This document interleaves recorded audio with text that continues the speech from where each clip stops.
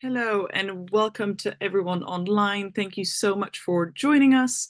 My name is Armida van Rij and I'm a senior research fellow and head up the Euro program here at Chatham House. Thanks so much for joining us for this event where we're looking ahead to the European parliamentary elections, as well as what the implications of the elections are, and doing a bit of an assessment of what might happen afterwards. Today is indeed the first official day of the elections. Voters in both Estonia and in the Netherlands have been casting their ballot today, and other EU member states will follow over the next few days. And as we kind of think about the elections and start this discussion, it's worth just taking a second to reflect back on the last elections in 2019, where these happened kind of following Greta Thunberg's school strikes. There was lots of momentum for climate and environmental policies. The Greens kind of rode their green wave to their largest electoral win to date in the European Parliament. And a lot of the Green Deal package was passed pretty quickly after those elections.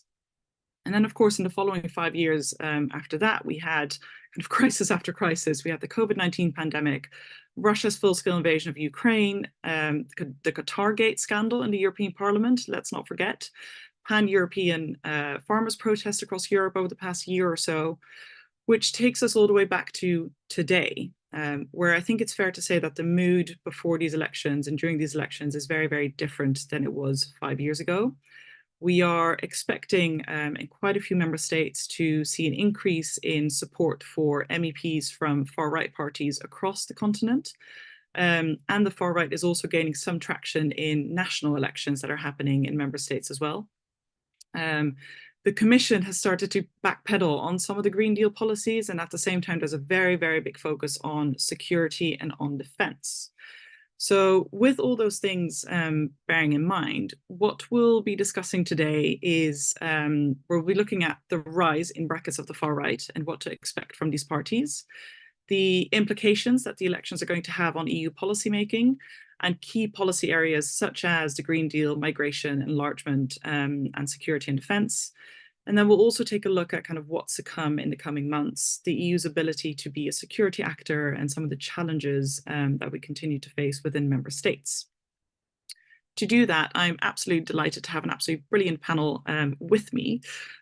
First up, we have Caroline de Gruyter, who is a European affairs columnist with NRC Handelsblad in the Netherlands and Foreign Policy magazine. We've got Matthew Karnichnik, who is the chief Europe correspondent at Politico. And we've got Dr. Nathalie Tocci, who is the director of the Istituto Affari Internazionali in Italy. Thank you so much for joining us. A couple of quick housekeeping rules. So this event is on the record, it's being recorded, and it's being live streamed. And then when we come to, for our audience, when we come to the Q&A, please put your questions in the Q&A function in the chat box. We have quite a significant online audience, so I'm going to ask for a bit of your help, and please hold on to your questions for now, and then I'll signal when you can start thinking about your questions and putting those into the chat box, because otherwise it will become quite unmanageable, I suspect. Okay, that's all the housekeeping. Right, I think the starting point for this discussion really is, as I say, is this anticipated or expected surge of support for far-right MEPs. And Natalie, I'd like to start with you, if that's all right. How concerned should we be about this? And how much of an impact do you think they will have on EU policy in the next 5 years? So, well, let me just say perhaps a few things to kick off. I mean, firstly, I think there's an interesting paradox happening at the moment. On the one hand, and we see whether this actually plays out in terms of turnout, but these elections are not only extremely important elections, but there's a real momentum behind these elections. I suspect it may well play out in terms of the turnout as well, but they, I think, are generally understood far more in the past as being important elections, in a way in which European Parliament elections in the past were not particularly viewed that way, and that played out in the numbers. However, it is also the election, or actually because of it, it is the election in which indeed there is this fear of a surge of the right. The second quick point that I think is worth noting is that last time round, in a sense, we were on the downside of the curve of the first nationalist populist wave, right? That curve had basically gone up starting in 2014, 2015, 2016, 17, and actually it had started tipping by the time we get to 2018. So when we get to 2019, it was on that downward spiral. Now, and this is the concerning element of it, it's on that upward spiral, which is why, in a sense, there is this concern. Third quick point that I wanted to make is that it will be, whether it is considered a surge or not, will depend. So we expect a surge, right? And, you know, the narrative of an election is often determined by what the result is compared to what the expectation is. To give two obvious examples, you know, the midterm elections in the US a couple of years ago. There was a red wave that was expected. It didn't quite play out that way. Republicans actually won, right? But the narrative was almost that they lost. Likewise, just, you know, a couple of days ago in India, you know, there was an expectation that Modi would do even better than last time round. He still won the election, but the overall narrative is that Modi lost. I mean, not quite, but if you see what I mean. So I say this because I think that the fact that there is an expectation of that surge, I think is significant in terms of what the story that we're going to be telling in a week's time is actually going to be. Fourth quick point, and then I will shut up, is even if that surge does not play out, and we are, as actually the polls are predicting, I mean, we're going to see somewhat of an increase in the number of seats, but nothing dramatic. The reason why this is dramatically catastrophic is because of the predicament that Europe is in. If we were in quote unquote normal circumstances, whatever those mean, you know, if we didn't have war in our continent, the prospect of war in the Middle East, the prospect of the US turning its back on Europe, the climate crisis, the competition with China. If we didn't have all of this, then kind of having something similar, maybe slightly worse, would not be catastrophic. Having something similar but slightly worse in this context is catastrophic, right? So even if that surge does not play out, that doesn't mean to say that we're in, it should be reassuring in any shape or form. Thanks, Natalie. And on that very positive note, I think you've kicked us off. Matthew, to some extent, as Natalie was saying, it almost doesn't matter whether or not this surge of the far right materializes, because what we've seen in the past few months is that the shift of the center of gravity has already started to shift a little bit to the right, particularly when we look at the Green Deal and the climate and environmental policies. What do you think are the prospects for the Green Deal going forward with a potentially more right-leaning, right-wing European Parliament?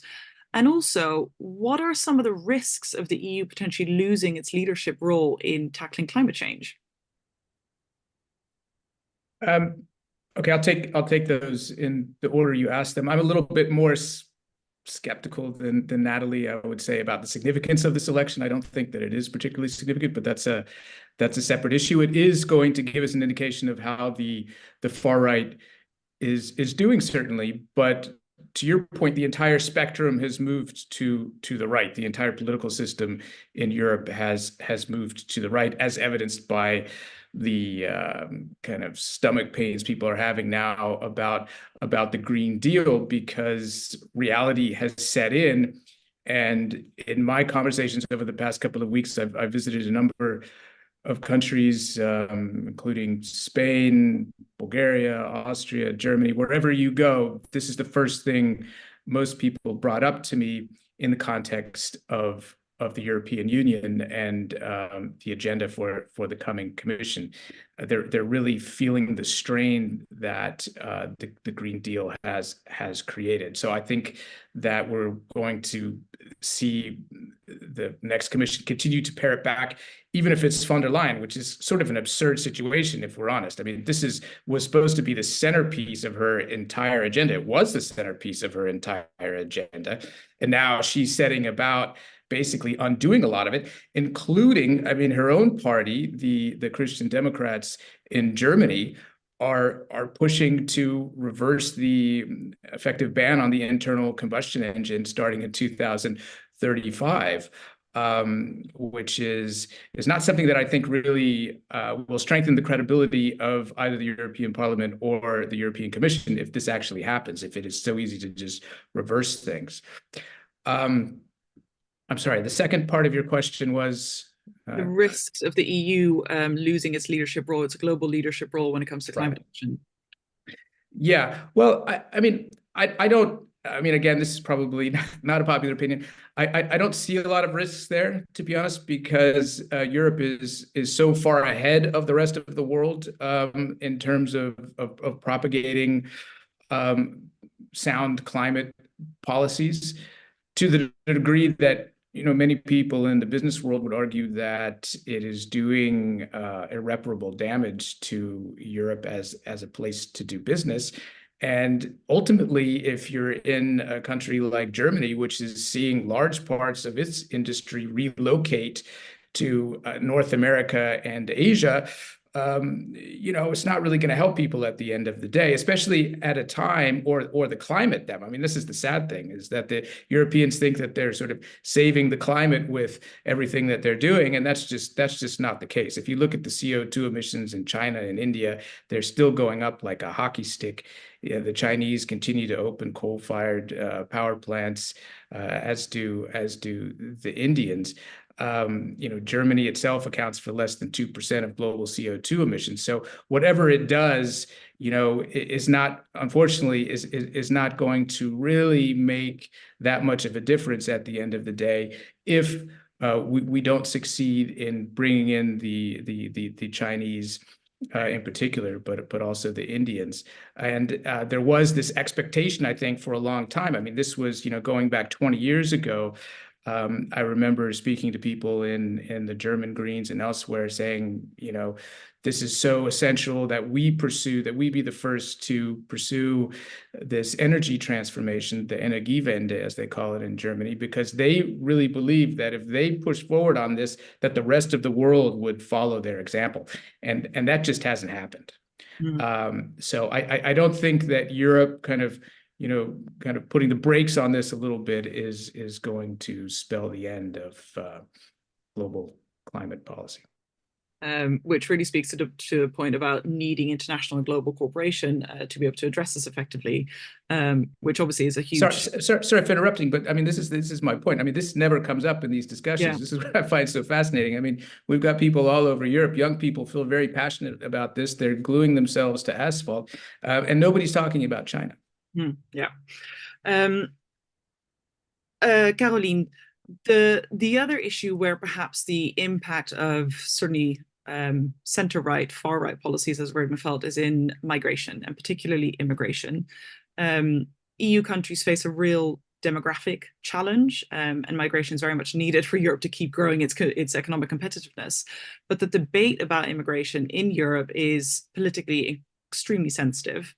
So we've just had the new Migration and Asylum Act passed and signed, but how might a more right-wing parliament affect or shape the migration discourse and the implementation as well of this new pact? Are far-right parties going to be happy that it kind of addresses their concerns sufficiently enough? I think migration has been a large issue for many years already. There's nothing new there, of course. But nowadays, it gets entangled in the new challenges that Europe faces, which are geopolitical. The debate used to be on how to get grips on how our, how many the percentages of migrants that we could absorb in our societies, inward looking in a way, on the national level and on the European level. And this now gets a new dimension because we are, forced not to stare at our own navels anymore, but look at the world, because it's cold out there, and So migration, just like defense, security becomes, a real geopolitical issue at which Europe has to find answers for. People are scared. They're afraid that we will get war on the continent and so on. Migrants are being used. I was told the other day that next to St. Petersburg, there are thousands of people flown in from Afghanistan and Pakistan and far away, willing to be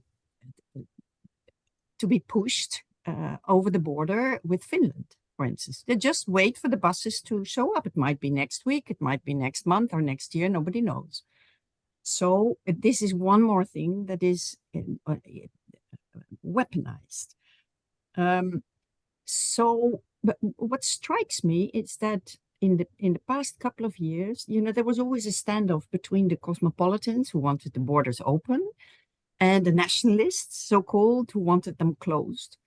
And that has converged a little bit. I think by now the cosmopolitans also see that, yes, we do need a lot of guest workers on all possible levels, but we cannot leave the borders open. So I think the consensus is growing. Hence, also the agreement on the Asylum and Migration Pact after 12 years of negotiations. What happened too is that Western Europe is always talking about integration. Central and Eastern Europe, they are ethnically rather homogeneous countries without colonial experience. So for them, the issue was never integration. But now it is. With all the Ukrainians, I was in Prague a few weeks ago. There are like 100,000 Ukrainians there. It's no small deal. So in a way, there's no agreement. There's never agreement in Europe. We should also not expect it because you will always be disappointed. But I think there is a little bit more consensus about it. Yeah, that's really interesting what you say about the way the migration discourse has shifted over the past 12 years or so. It has. But also to your point about the weaponization of migrants and how migrants are now just pawns in Russia's hybrid warfare tactics against the EU. And one more thing, if I may. Yeah. What struck me is that all the populists and others too by now, are using migration during the election campaign. But if you looked at certain polls, they asked people in different countries, what is your main issue? It wasn't migration. Migration was only the biggest issue in Hungary of all places, not even in Italy. It was in Hungary. It was the only place. For the rest, it is security, the cost of living, that kind of thing. Migration, number 3 at most. So it also means that people are perhaps a little bit less hysterical about it than most politicians are. Yeah, no, I completely agree with that. Sticking with this point about security, Natalie, coming back to you, a big priority for the next European Commission, if von der Leyen is re-elected, which isn't if at this point, is going to be security and defense, very, very clearly. What's needed to really move the needle on these issues? Would a defense commissioner help, for example? What's the future of the defense industrial policy? Well, the short answer is money, in the sense that, you can have a defense commissioner, you can have a defense emperor, you can have a defense king, you can have a defense czar, but it's more or less the same as, sort of what Thierry Breton has been doing over the last 5 years, unless there is a significant new instrument in place that not only is there for, basically a next-gen EU for defense, which is to be managed by the Commission. Now, that would make, for something, categorically different and meaningful, and far more meaningful compared to what we've had. Now, who knows whether this is going to happen? Because I think, you know, there are obviously external and internal forces pushing in opposite directions. The external forces are fairly clear. Our continent is at war. And especially if, you know, things play out in a negative way in the United States, we are going to be at war and alone, right? So there's going to be that very strong external imperative.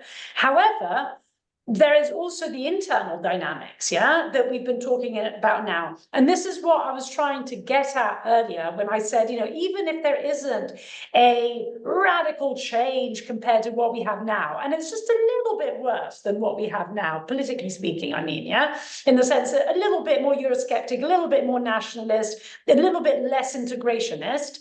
Well, can we imagine that EU, right? I mean, the EU that will emerge as of Monday, agreeing on a big new thing on defense at EU level? Unlikely, yeah? So it could be that the right, qua right, yeah, is happy to talk about security and defense, but the right, qua right, is not happy to do defense at European level. And unless it is done at European level, it is fairly clear how only, quote unquote, the necessary uptick in defense spending, which has been happening and it will continue to have, alone will be insufficient to you know, address the challenge that we face, particularly vis-a-vis Russia. Yeah, and that really speaks to the point of how Eurosceptic parties have moved from wanting to leave the EU, perhaps following the Brexit debacle, to really focusing more their efforts on hollowing out the EU from within. Why it's become far more dangerous. Yeah, I mean, if they leave, they leave. Goodbye. I mean, terrible. Okay, here we are, Chatham House. Yeah, my heart still bleeds, but yet, yeah, we have survived. We do not survive with a hollowing out. Caroline, the second priority for the Commission would be enlargement. Von der Leyen's made it very clear, you know, enlargement was kind of put in the waiting room during the Juncker Commission for 5 years. We can debate whether that was a strategic mistake or not. We're not going to do that today, but it's definitely back on the agenda, and it's very high on the agenda. Does this kind of, to what extent does this Euroscepticism and opposition of many far-right parties threaten enlargement, bearing in mind the discussion we've had so far of the extent to which they may or may not have influence within the European Parliament? And perhaps also just talking a little bit about the national level implications there. I think the debate about enlargement is changing fast. When Europe was still looking at itself as a market, you know, the UK and the Netherlands together, they were always pushing enlargement because it was good for our companies. And it was actually. The British and Dutch companies were always the biggest, with the Germans, the biggest investors in new countries. Now, just like migration, enlargement becomes entangled in the bigger geopolitical story. And enlargement becomes a geopolitical tool. It's about, you know, it determines what our place in the world is. And it's very interesting to see how this is already, this realization has arrived in Brussels. There's like this big directorate general, like a ministry, but in Europe they call it DGs of enlargement. It's called DG NEAR. I know, I mean, it's large because you have the Kosovo desk, you have the Montenegro desk and so on. And all these people for years had the instruction, go slow, don't be political, be technical, you know, and, you know, there's no hurry, don't be creative. Now it's exactly the reverse.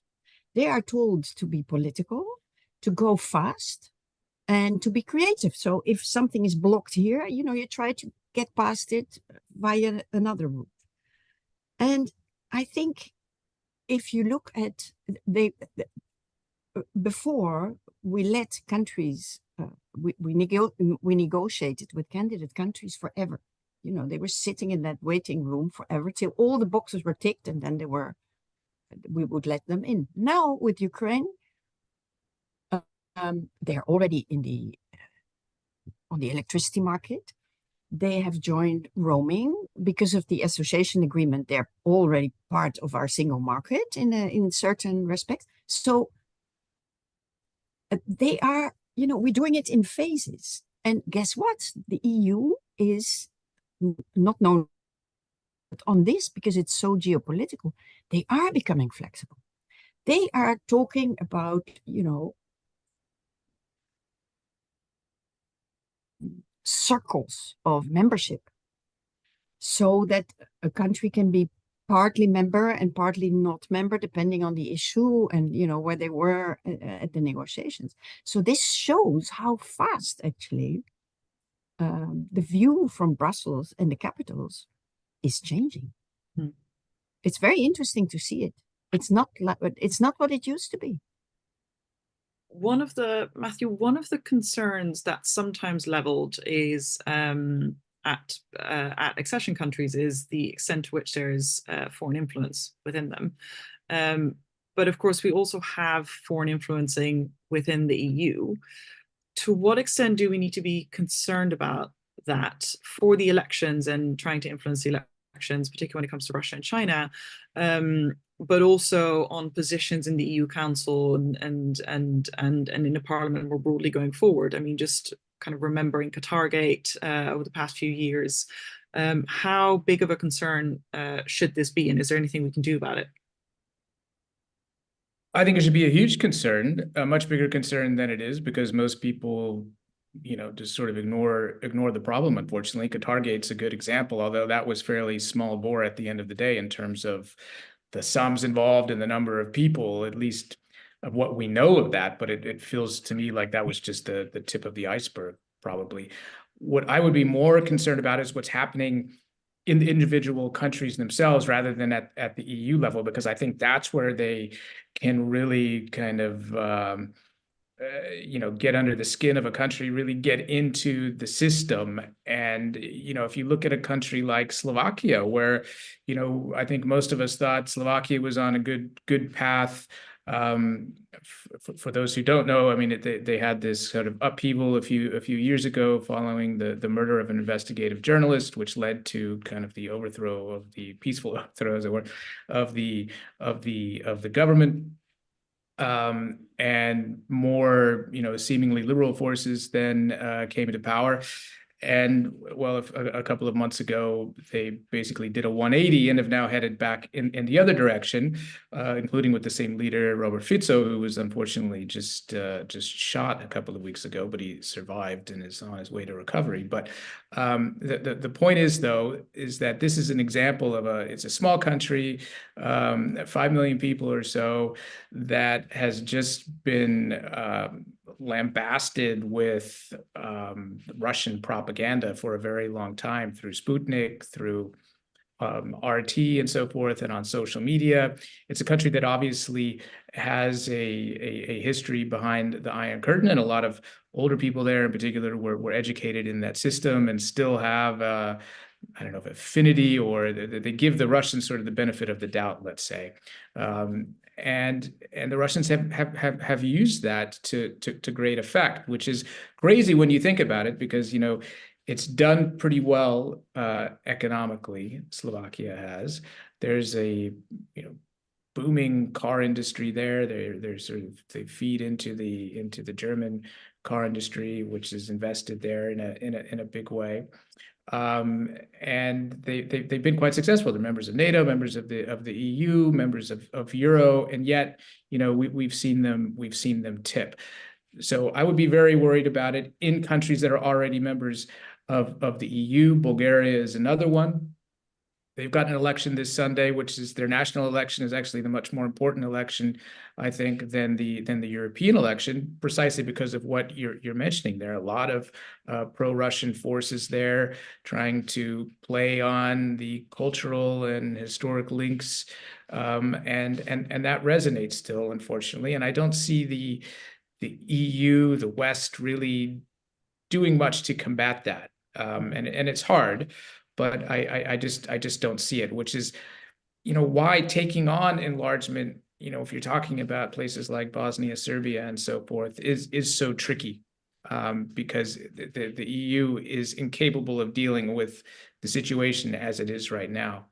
And I would just add, finally, I mean, you know, everyone knows the situation in Hungary, but, you know, even in a country like Germany, very advanced, obviously, but the degree to which the Russians have succeeded in pushing their narratives, especially in the East through the AfD, the degree to which these parties are working together with the Russians, we don't really know.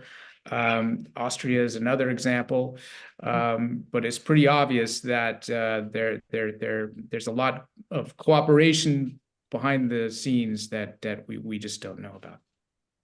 I think it's worth kind of pausing on this front, and just because you've mentioned Hungary and Slovakia, Natalie, you know, we're talking about democratic backsliding in these countries. We're talking about you know, attacks on the judiciary, undermining media freedom, all those kinds of things. Hungary is about to take over the rotating presidency of the EU Council from July 1st, of course. And Hungary in and of itself is a difficult country, but it's not the only one within the EU. And that's part of the problem, which I think, Matthew, is what you're saying. It's not just Hungary, it's these multiple countries that we're seeing this. So, Natalie, you know, what are kind of what's the future of these illiberal or growing, increasingly illiberal democracies within the EU? And just thinking with your policy hat on, what kind of levers does the EU really need to start thinking about quite seriously when it comes to addressing this democratic backsliding in countries? I mean, you've mentioned, Matthew, Austria and Germany as well, but of course there's also Italy with what Meloni is doing there, as we were talking about before the event. So yeah, Natalie, your thoughts.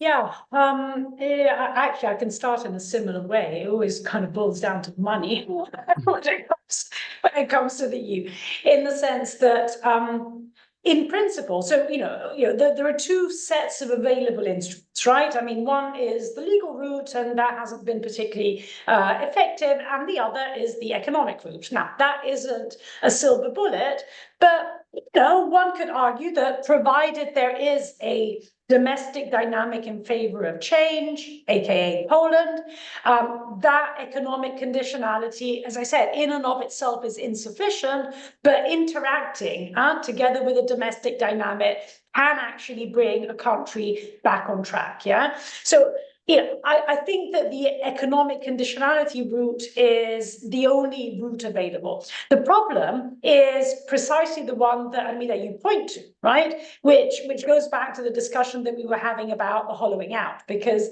that economic conditionality, provided it can be a partial bit, a bit of the answer, not the entire answer, presupposes the political will to use it. And it therefore supposes that these are the exceptions. They are not increasingly the rule. But if, of course, alongside Orban and Fico, you have Meloni, you have Wilders, you have the FPO in Austria, and the list kind of grows. Yeah, I mean, God forbid Le Pen in France, right? But then, although it is in principle an instrument that you can use, there's no political willingness to do so. And that's where the hollowing out really, you can see it happening in a sense kind of before our eyes. So I would say, up until now, the EU has, very clearly moved out of the world in which it actually thought, which wasn't, by the way, only an EU world, it was a general world, yeah? I mean, the liberal international order, the assumption was that once you reach the holy land of democracy, there's no turning back. We now know that, and this is why there were no forms of internal conditionality in the Union, because no one would have dreamt about becoming an authoritarian state once you had reached the stage of being a consolidated democracy. We now know that that is rubbish and it doesn't work that way. And so in a sense, we've already moved into this stage of saying, oh, what should we do about it? And we've tried one route, then we kind of tried another route, and, okay, not perfect, but can be worked on. But of course, it can be worked on so long as there is the will to work on it. And if those authoritarian trends overtake the development and the use of the instruments, then it's kind of too little too late, right? Yeah, no, absolutely. I mean, and speaking of difficult leaders, we touched on this very, very briefly earlier, but Matthew, what are the implications of a potential second Trump presidency for the EU? Well, that's a big question. You're welcome. This is obviously the existential fear of everybody in the EU. I mean, the likelihood is that he would divide and rule, and it would further erode the EU. I think there are a lot of countries, especially in the East, for whom the link to the United States and the security guarantees of the United States are more important than the links to Brussels, quite frankly. So he could certainly use that. I'm not convinced that he would pull out of NATO tomorrow, or that he may never pull out of NATO. I think what he wants to do is sell American military equipment, and would use that threat in order to do that, to be able to say back home, look how many Eurofighters, not Eurofighter, but F-35s the Germans have bought, and submarines and what have you. I think that at the end of the day is really the only thing that he wants, because of the kind of transactional way in which he operates. But it would be a far cry from the values sort of inspired approach that we've seen since 1945 in the way that the U.S. has approached Europe. And with all of these other figures coming up that we've just been talking about, the ones who are already here, new ones coming along. Orban is obviously a big ally of Trump already, but I could imagine that Meloni would get along with him very well. Certainly Le Pen, would sort of suggest that he would seek out certain figures who are on the same page as him to try and push the others into a corner, be it in Germany or in Scandinavia or what have you. So I don't think that the whole thing would collapse. I just think that it will be a much more quid pro quo sort of system than what we've been accustomed to. Mm. And for the divide and rule approach that Trump might deploy, what we really need is a very, very strong EU Council president who can kind of keep member states in check as much as possible, as well as a strong European Commission. So we'll see what the kind of top job allocations will do.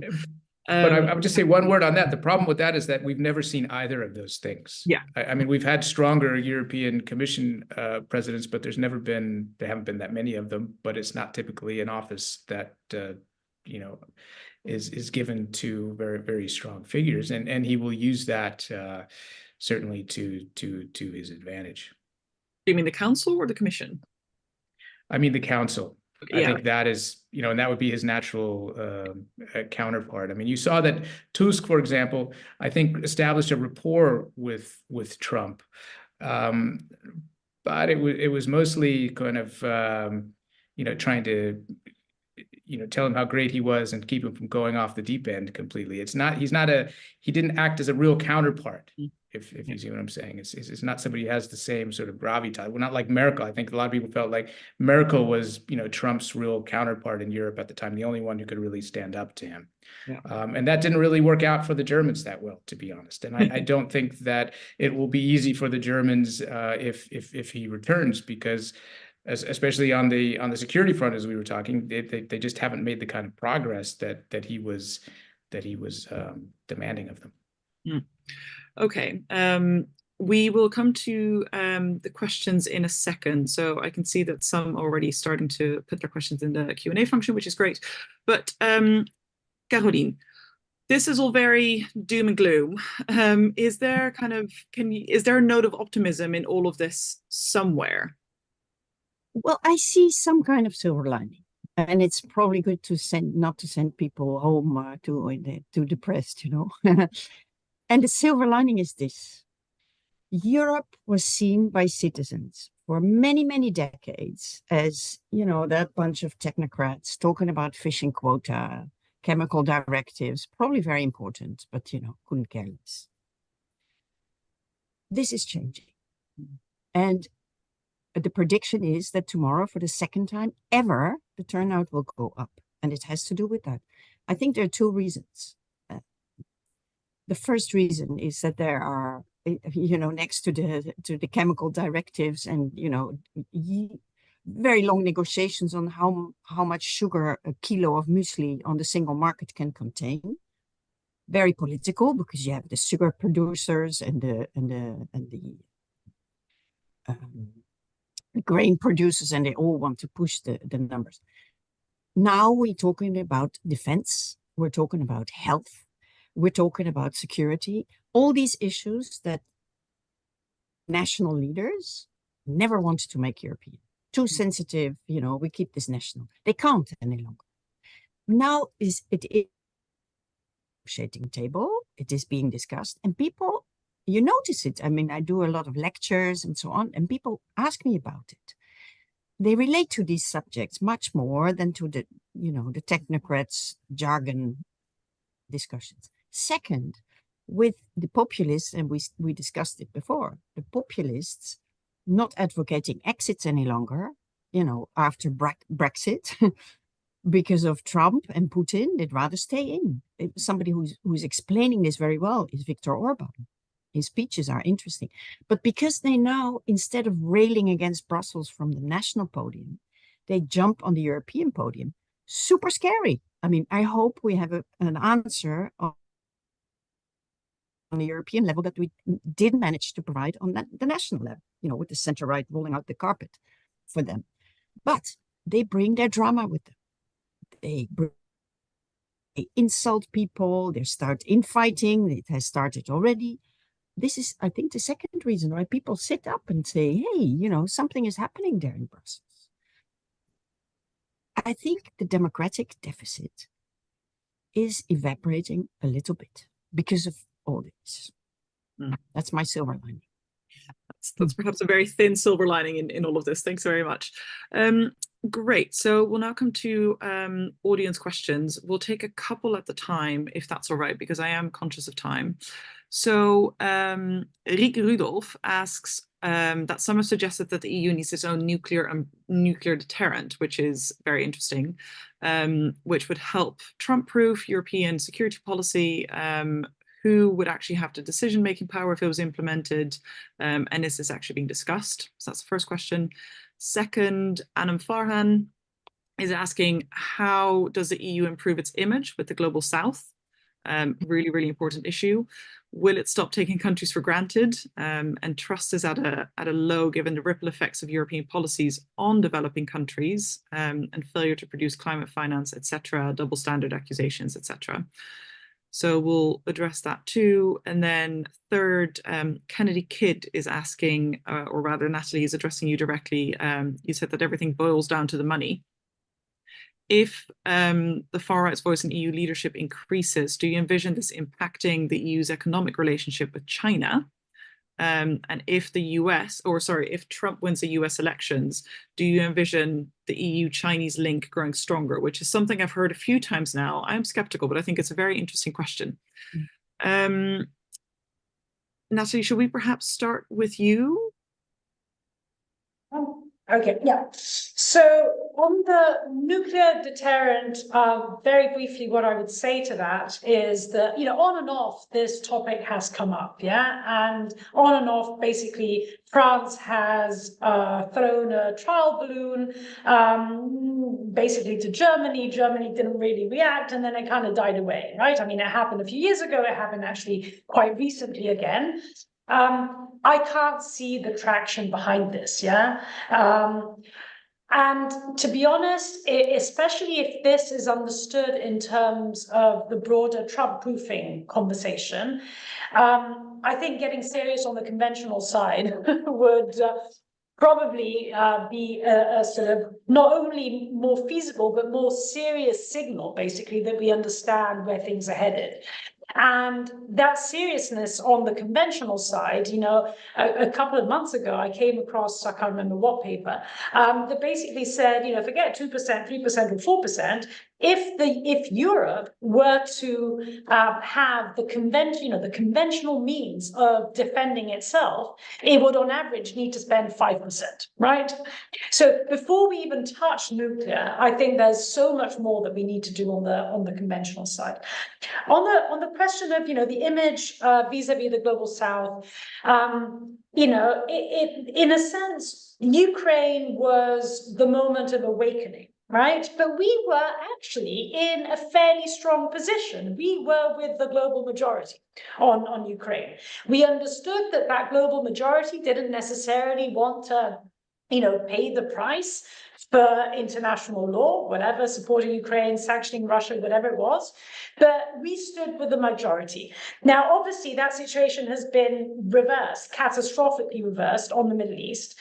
And I think what's interesting and so disastrous about the whole Middle East situation and Europe's basically credibility is that whereas the war in Ukraine is actually not a global South story, right? It's a global West, global East, if you want to look at it in global terms, kind of confrontation. It's a Russia-China, West sort of story.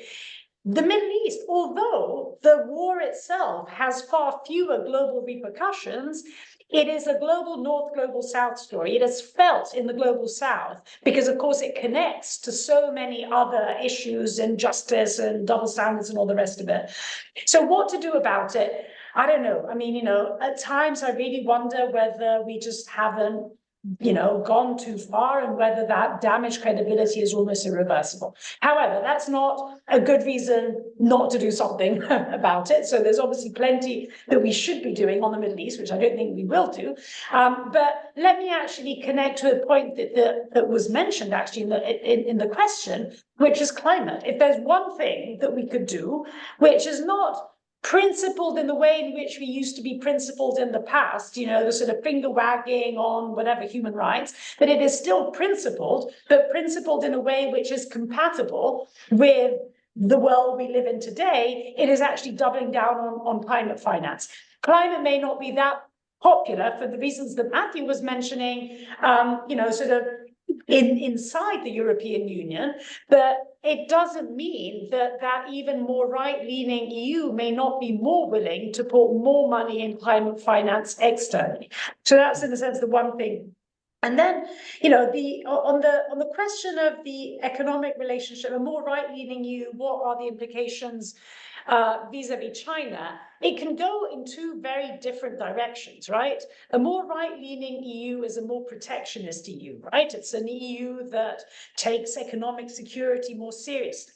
So you could imagine that EU actually going further along the line that, in a sense, we have already been on over the last few years. But then we come back precisely to the money problem, right? So it may be a more protectionist EU, but is that more right-leaning EU willing to put real money behind industrial policy at European level, or no? Right? So I'm not quite sure how that circle kind of can be squared, basically. Just because there's a second question about the Gaza issue, or rather Israel's war on Palestine, and the extent to which that's dividing the EU from Viktor Nigoska. Caroline, can I just ask you what's the impact of the divisions we're seeing within the EU on the Israel-Palestine issue, particularly when it comes to the EU being a global actor or trying to be a global actor? Is it helpful, unhelpful that its member states are kind of following their own national lines? Helpful on the situation in the Middle East? Helpful for the EU and the way it presents itself as a global actor? No, of course not. No, the EU. I mean, there is no Europe when we talk about foreign policy. It's for during the 1990s when there was still hope and lots of it in the region, and you always had being pro-Israel, and other countries leaning more towards the Palestinian side or the other Arabs. And it was relatively easy to always took a while, but they always ended up somewhere in the middle, with everybody being unhappy, but there was a declaration nevertheless, and a lot of money, usually. That was our own leverage on the region, the money, the bag of money, not political. Now what you see is there are more countries in the EU supporting Israel. Most countries, for instance, in Central and Eastern Europe, are pro-Israeli. We buy a lot of weapons from Israel, among other things, for Ukraine. So it's much more difficult common ground at the moment. And this is why it took 6 months for the EU to come up with a policy. And this we are seen as inefficient, as unjust, violating our own principles, and all those remarks are true actually. So it's while the EU is having to find its voice in the world, for instance, Hungary vetoing just almost every statement on the Middle East, is just it looks very badly. We have 27 governments behind the wheel. Meanwhile, the situation is getting worse. Not helpful. Matthew, do you want to come in on any of those questions? You're muted.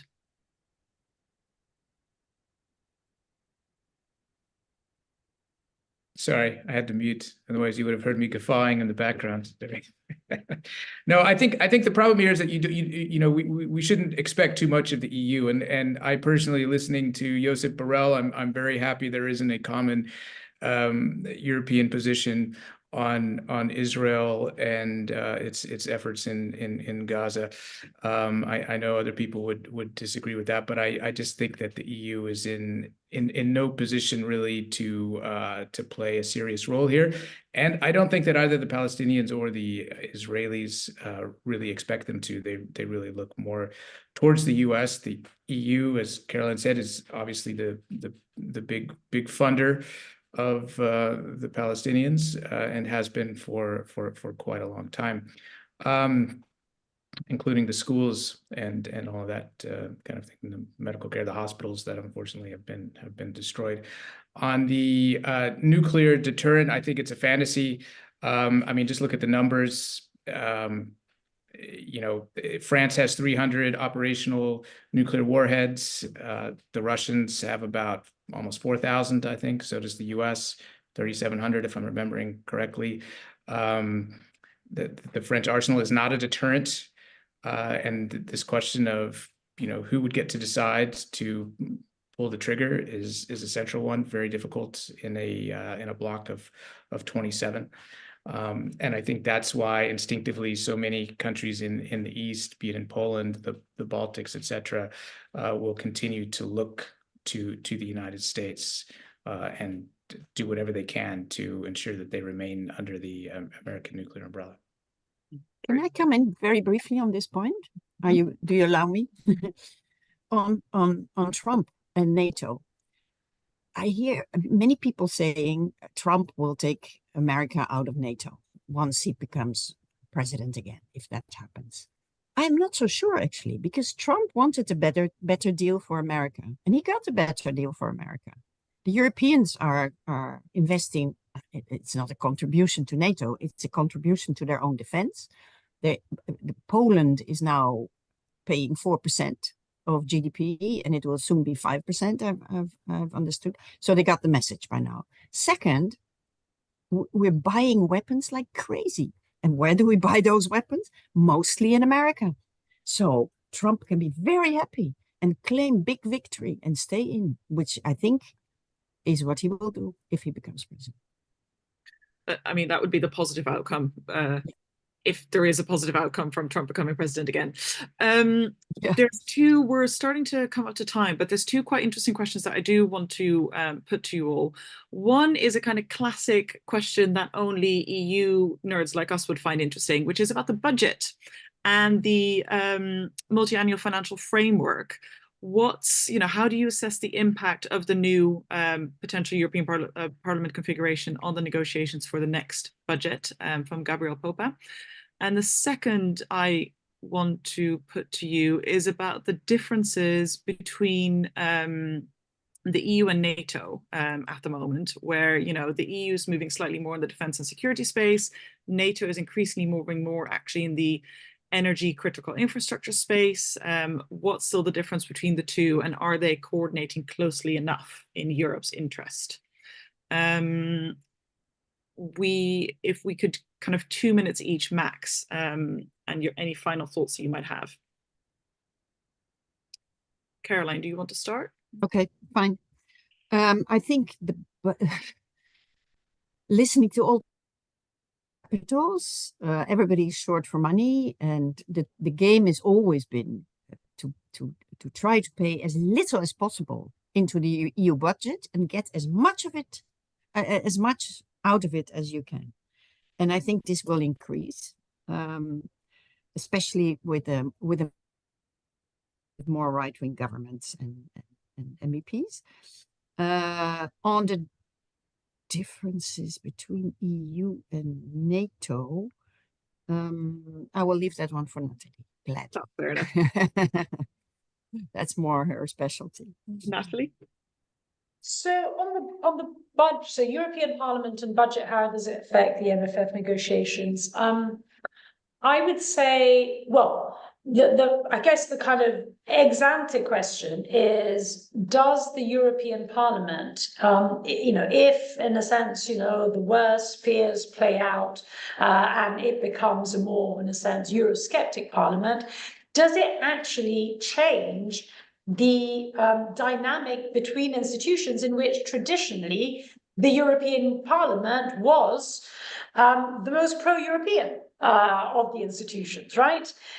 Yes, the Commission is obviously integrationist, because the more integration there is, the more power it gets, right? So it has, in a sense, an interest. But in terms of the commitment to the European project, this really came from Parliament. So I think which meant that then on a number of issues, including the budget, they were forward-leaning in the sense of a greater European budget, more EU own resources. So a number of aspects which are related to the MFF. So I guess one question is, does that change? I suspect actually the answer is no, but I think it's a legitimate question, and we will just need to exactly see what the numbers are. The second goes back to this question of, so the second point concerning this point really goes back to this question of, what are the priorities going to be? And if the priorities, regardless of who wins, are actually, and in my view they are, determined by the external context. So basically they fall into the box of, defense, geoeconomics, and hence as it connects to, for instance, industrial policy, enlargement, and hence as it connects to, for instance, cohesion and agriculture policy. Now, all of these things have one thing in common, and that's they require more money. And so, in a sense, there is this question of if the Parliament is as now or maybe worse, is it going to play a constructive role in an EU that actually needs to be doing more on these things that have a budgetary implication? On EU NATO, I probably don't have time, but just I guess in just one word, we have moved beyond the age of, who does what, hard, soft, blah, blah, blah, that's over. We could even move beyond the world of, the world's become more complicated and so we need to cooperate. Now we're at war, and when you're at war, you don't have time to kind of, do a number of things. So NATO's there. I think, especially if there is a progressive disengagement by the United States, I don't believe in the pulling out of NATO, but a progressive disengagement of the United States, dusting off the shelf and giving meaning to the European pillar in NATO and what the EU contribution to that is, I think is the way to go. Great, thank you very much. Matthew, the final word is to you. Thank you. Yeah, just to follow up on what Natalie said, I personally would love to see the European pillar strengthened, but I just don't see it realistically, because there are all of these budgetary pressures on everybody. And as long as the United States is there, it's always going to be easier to rely on the United States than to actually spend the money. Just to cite one figure, the German, after everything that's happened over the past several years, including Trump, the German defense budget, this is including the special fund that they set up, but the German defense budget is about 52 billion euros. That compares to 377 billion in Russia, which is an economy less than half the size of Germany's. So it doesn't seem that, despite everything that we've seen recently, that the Germans really have gotten the message there. In terms of the far right and its effect on the budget or whatever's going to happen out of these negotiations. I mean, I would argue that they would push for more money because this is what people like Orban need from the EU. I mean, this is the only way that Brussels managed to kind of knock him back into line, as we were discussing earlier. Is this is the leverage that Brussels has over these guys. And I think something like 70% of the EU budget is agriculture and regional development aid, which is, these are the voters. These are the people that the Orbans and the Fizzos of the world need to vote for them. I mean, I thought it was interesting recently that Macron, I think last week when he was in Germany, proposed doubling the EU budget, which was met with silence in Germany. So I don't think we're going to see a big jump here. I think the total budget is about $1 trillion over several years. Just one final thought. I do think that migration is going to remain the dominant issue. I think in some countries it is now the top issue. There was a poll in Germany saying this is what is going to drive people to the polls this weekend. It is also the one thing that unites the far right. People, we tend to kind of lump them all into one category, but what we call the far right is actually a pretty diverse group. Migration is the one issue, especially migration from Muslim countries, is something that unites them. On other issues like the transatlantic relationship or Russia, there's a lot of divergence. You've got, Vox in Spain, for example, is very pro-NATO, pro-US, whereas, the German AfD, the FPÖ in Austria and so forth tend to look more towards Russia. But migration is the one thing that they can agree on. And I think that we're going to feel that at the European level too in the coming years.